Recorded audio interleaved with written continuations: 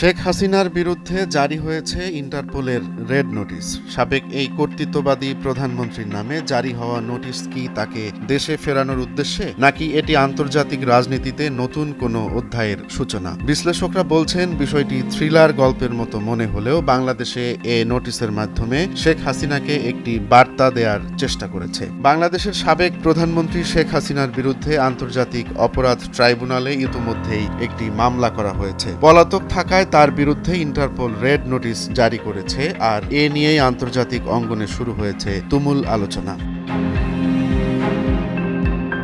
22 December chief prosecutor Mohammad Tajul Islam জানিয়েছেন, ইন্টারপোলের মাধ্যমে শেখ হাসিনা সহ অন্যান্য পলাতক আসামিদের দেশে ফিরিয়ে আনার উদ্যোগ নিয়েছে সরকার। এর আগে 10 ডিসেম্বর পুলিশের মহাপরিদর্শক মইনুল ইসলাম এ বিষয়ে ব্যবস্থা নিতে ইন্টারপোলকে অনুরোধ করে।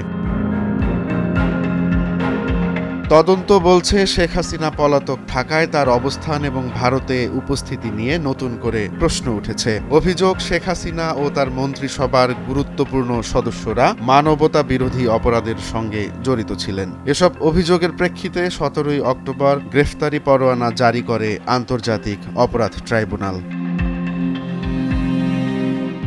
বিশেষ করে শেখ হাসিনার ছেলে সজীব ওয়াজেদ জয় এবং অন্যান্য শীর্ষ নেতাদের নাম এই তালিকায় সবার উপরে এসেছে। তাদের বিরুদ্ধে অভিযোগ গুম, হত্যা এবং মানবতা বিরোধী সুনির্দিষ্ট অপরাধে জড়িত থাকার। কিন্তু এত কিছুর পরেও থামেনি বিতর্ক। শেখ হাসিনার ভারতে অবস্থান এবং ভারতের বর্তমান ভূমিকা নিয়েও উঠেছে বিভিন্ন রকমের প্রশ্ন। অনেকে মনে করেন ভারতের সঙ্গে শেখ হাসিনার হয়তো গোপন কোনো সমঝোতা হয়েছে। যদি তা না হয়ে থাকে তবে শেখ হাসিনা কিভাবে 5 আগস্টের পর থেকে ভারতে লুকিয়ে আছেন? তদন্তে উঠে আসে, মানবতা বিরোধী অপরাধের ঘটনাগুলো সব পরিকল্পিতভাবেই ঘটানো হয়েছে। র্যাব এবং অন্যান্য সরকারি বাহিনীর সম্পৃক্ততা ইঙ্গিত করে এই অপরাধগুলোতে একাধিক পক্ষের অংশগ্রহণ থাকতে পারে। বিএনপি নেতা সালাউদ্দিন আহমেদের গুমের ঘটনাও এই প্রসঙ্গে উঠে আসে। 2015 সালে ভারতের শিলংয়ে তার উপস্থিতি এবং আটক হওয়া বিভিন্ন প্রশ্নের জন্ম দেয়। অনেকে আশঙ্কা করছেন, শেখ হাসিনার ক্ষেত্রেও কি একই ধরনের ঘটনা ঘটতে চলেছে? বিশেষজ্ঞরা বলছেন, শেখ হাসিনার বিরুদ্ধে রেড নোটিশ এবং তার পলাতক অবস্থান আন্তর্জাতিক রাজনীতিতে নতুন দ্বন্দ্বের জন্ম দিয়েছে। প্রশ্ন হলো, ভারত কি শেখ হাসিনা সহ এই চিহ্নিত পলাতক অপরাধীদের রক্ষা করছে, নাকি বিষয়টি তারা সচেতনভাবেই এড়িয়ে যাওয়ার চেষ্টা করছে?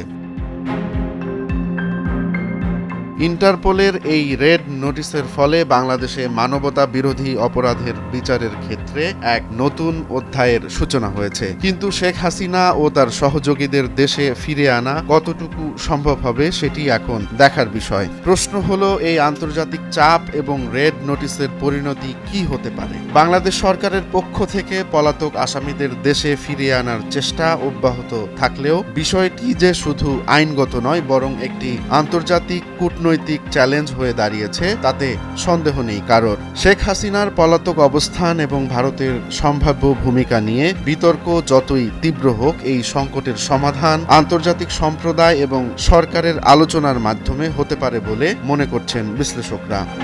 রোমান্স তালুকদার, নয়া দিগন্ত।